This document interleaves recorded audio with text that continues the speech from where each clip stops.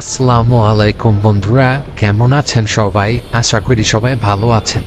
আজকে আমরা দেখব গার্মেন্টসে কিভাবে চেকের ফেব্রিক লেআউট দেওয়া হয়।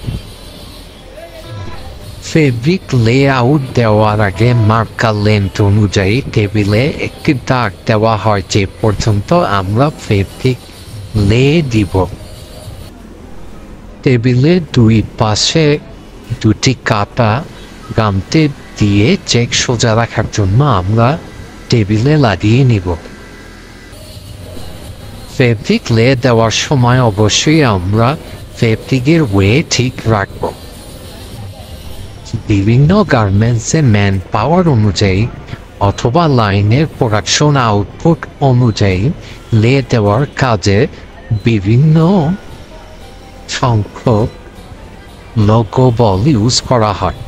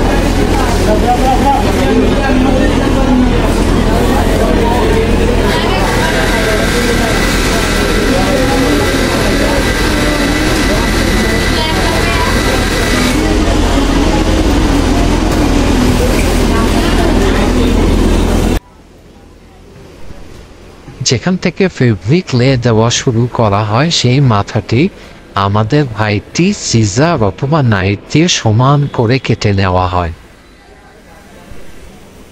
এবং ফেব্রিকের অপর মাথাটি আমাদের একটি হেল্পার ভাই টেনে নিয়ে গিয়ে মার্কার লেন্থ অনুযায়ী সঠিকভাবে বসিয়ে দিবেন।